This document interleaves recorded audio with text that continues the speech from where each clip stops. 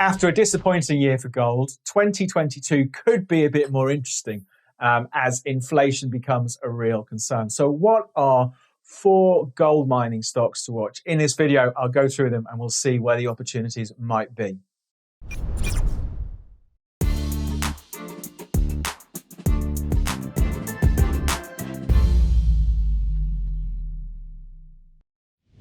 Hello, I'm David Jones from Capital.com, and I thought we'd take a look at 4 gold mining stocks, or 3 stocks and 1 ETF, to be a bit more precise about it. So as usual in this video, I'll talk about the 3 stocks and the ETF, and then we'll jump onto the platform and take a look at the charts and the trend in a bit more detail. It's been a difficult year, I think, or an uneventful year for some of these gold miners, because we've seen the price of gold trade broadly sideways. At the time of recording, gold's down about 5% for the year to date. So not the most interesting year, and we're seeing that reflected in the gold mining stocks. But given that we have now inflation expected to be stickier than central banks thought it would be at the beginning of the year, and gold is one of the things seen traditionally as a hedge against inflation, perhaps next year will be a bit more interesting. So I'll go through all of this stuff. As usual, if you're watching and you haven't subscribed, if you could click on subscribe, it does help support the channel,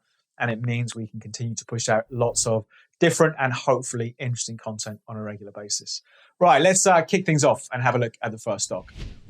So let's start off with Newmont. So one of the world's largest gold companies. It's got a market cap of $46 billion. And at the time of recording, it's the 177th biggest company in the S&P 500.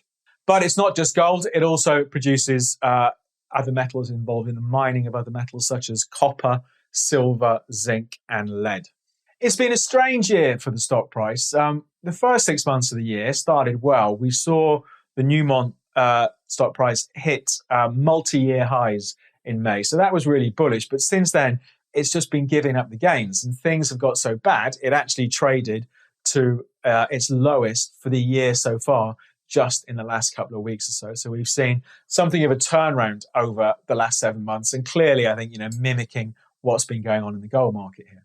When it comes to analyst forecasts, overall, they're bullish on the stock. The stock's got a buy rating. The median target that analysts are coming up for is $65 for the share. How realistic is that? Let's take a look at the chart now and see if there's an opportunity in Newmont.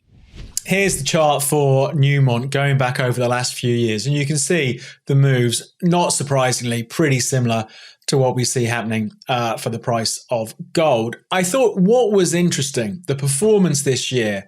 So it traded up to these multi-year highs, $75 in May of this year, and then slipped back to its lowest levels. We've got to go back to June of 2020 to see it this low. And I think this is an interesting setup, perhaps, going into 2022.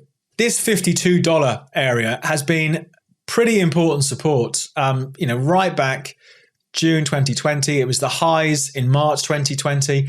Then we've seen lows in the last quarter of 2021. So I think going into next year, $52 is going to be the big level to watch. I mean, for me, for as long as Newmont sits above there, the support is intact. Arguably, we're still in a broad sideways trend, but 52 is a big level. So much will depend, of course, on what's happening with the price of gold. But I think it's interesting how that has held so well. So for me, in the first few months of 2022, that's going to be the level I'm watching. If we start trading below 52, it would probably suggest the price of gold is sliding as well, obviously. And I think the risk is that perhaps we go back to these old levels from early 2020, around 44. But for now, still moderately bullish while it's above there.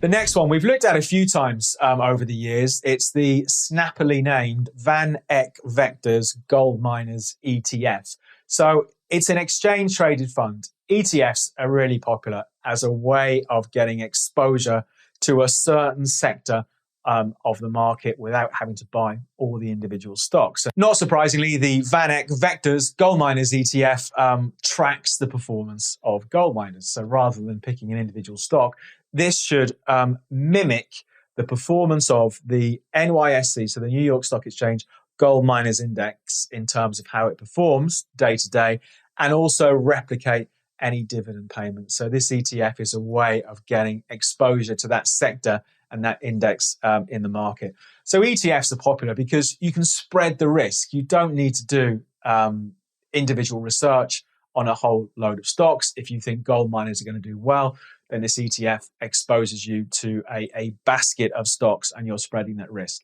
Now, last year, 2020, we did see strong inflows into exchange traded funds such as this because gold was performing so well. We saw gold hit a multi-year high in August 2020. This year, of course, that performance has been somewhat disappointing. Are things going to change in 2022? Let's take a look at the charts. Here's the VanEck Vectors Gold Miners ETF over the last couple of years. Peaked in August 2020. Of course, that's when we saw that all-time high for gold. And it's just been drifting since then. So it's gone from a high of around $45 back down to just below 31 at the time of recording. It's arguably still under pressure. I suppose an aggressive trade here, if you wanted to do it, if you thought there'd be a sharper recovery for gold miners into 2022, would be to be a buyer, but with a stop the other side of this late September low. That low is coming in around $28.70. So I think it's an interesting zone to watch into next year. For now, at least, if we pick up on the trend from the 2020 highs, our trend still looks something like that. So still drifting lower. I think we'd need to take out those old highs at the very least from November, coming in around $35. So from my point of view, no real urgency to be a buyer just yet. But if we see a recovery in gold next year because of the inflation concerns and everything else, then perhaps VanEck Vectors becomes a bit more interesting. The next one we're going to look at is Franko Nevada, also listed on the New York Stock Exchange. So it's not actually a mining company. It's a gold streaming and royalty business. So not quite the same as a Netflix streamer, but the way it works is it doesn't own any physical mines, but it gets an income stream from the mines it's invested in. So it provides mining companies with working capital and then commits to purchase a certain amount of the metal that gets mined at a pre-agreed price. So if the deals are struck when the price is quite low, it's something that can do quite well for the stock price and vice versa. So again, I think if we did see a recovery in gold next year because of inflation, perhaps a streaming company such as this will be an interesting one to watch. The median target for next year from the analysts covering the stock is for $155. 2021 has been a pretty volatile year for Franko Nevada, but ultimately, like many of these gold miners, it's ending the year pretty much range bound. Is it going to change in 2022? Let's take a look at the stock. So here's Franko Nevada over the last 18 months or so. A pretty volatile year in 2021. It's been as low as 105. It's traded up near 165. So some big swings, but like gold, pretty much sideways over the last year plus. I suppose there's a couple of ways of trading this. We're still in this sideways range. Perhaps an aggressive trade would be to be a buyer where we're trading now, around about 132. We did see good support in early October, down around 125. We've got bigger support coming in at 120. So, if we absolutely had to do something, that looks like an interesting position to take going into next year. But as with all of these markets, all these stocks we've looked at today and the ETF, obviously, so much depends on what happens with the price of gold. For now, 125 has been a good short-term base. I think if we start to slip below there, it does suggest that perhaps the gold price is under pressure. The risk is that maybe we go and have a look at the old 2021 lows down below 110. So another one where I don't think there's any urgency really to do anything yet, because we do have this sideways trend. But for the shorter term traders, that 125 low might be an interesting one to watch next year. The final one we're going to look at is Kirkland Lake Gold, also listed on the New York Stock Exchange. It's a gold miner with operations in Canada and Australia. It has had some decent results quite recently. We had third quarter earnings, I think it was in October, and these actually ended up being record earnings. So the earnings were up 26% compared to the same time last year. We did see the stock strong short term off the back of them, but it's actually slid back since those earnings come out. Analysts covering the stock have got a median price target. So their average target is $46. Again, broadly bullish these analysts are on the stock. Let's take a look on the charts and see what we might expect in 2022. So Kirkland Lake Gold does look a little bit different to some of the others.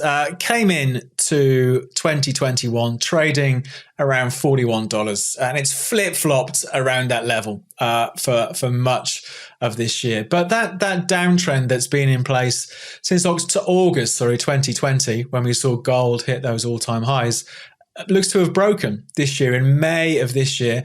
And since then, it has built a base in the sort of $36 to $38 area. So if we're going to repeat really what we've done over the last 7 months, then the target for Kirkland could be for a run back up to those highs around $46 that were latest seen in mid-October. So it doesn't look quite as weak as some of the others we've seen today, because it has come out of its downtrend.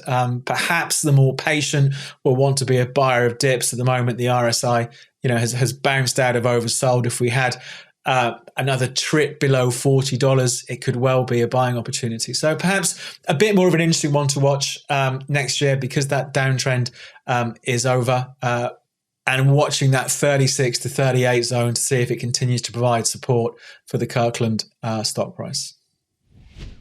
That's it for this update, and look at 4 stocks or 3 stocks and an ETF exposed to gold mining. We'll do an update again as 2022 goes on. Clearly, so much has to do with how gold is going to perform in the year ahead, but we'll come back, we'll take a look. But for now, from me, David Jones and Capital.com, we'll leave things there. Good luck with your trading. For more trading videos just like this, please subscribe to our channel.